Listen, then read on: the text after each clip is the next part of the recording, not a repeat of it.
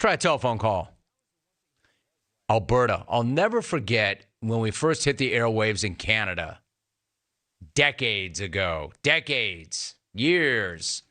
And everybody was saying things like, why? Why?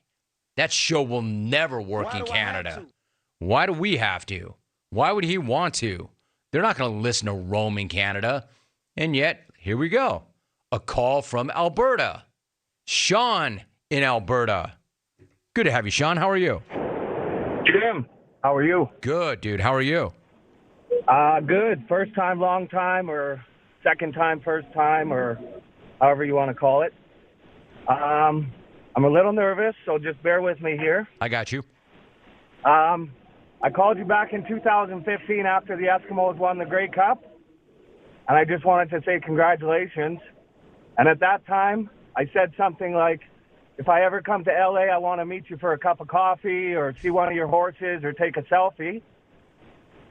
And I got laughed off of Twitter, laughed off the show. I got buzzed, so I haven't called since. Which brings me to the reason I'm calling today. I just need a drink of water. Hold on. Go ahead. Do what you got to do, my man. My mouth is really dry, and I've been on the road for a while here. So, anyways, I booked my ticket.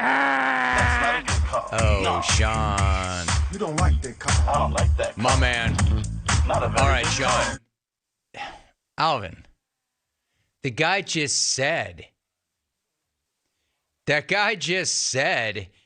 something horrible happened 7 years ago, and it's taken him all that time to get up enough nerve and courage to call back because he got, quote, buzzed and hammered on Twitter, and you just did him again like that?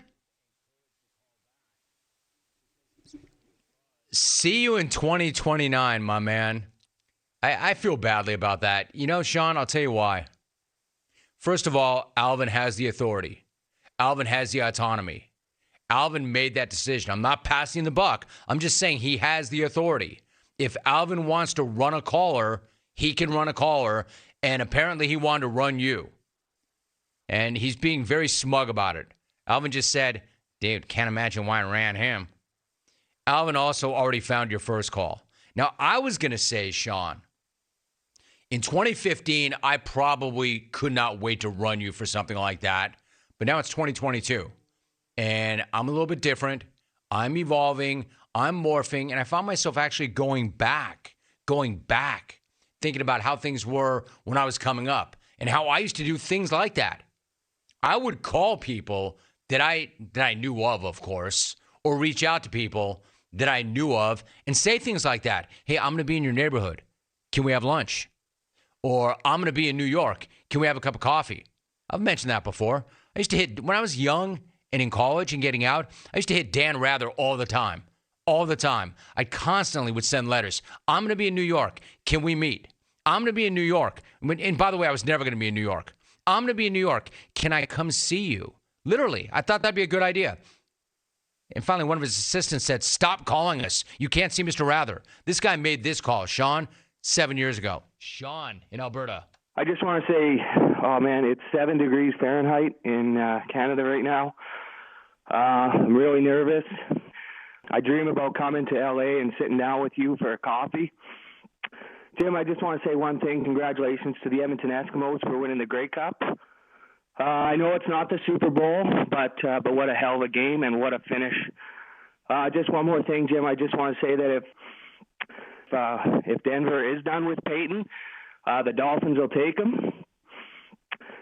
I think he's still got 10 good years. That's not a good call. No. Oh, man, you should have reached for a cup of water in that call, too. That was literally the same phone call.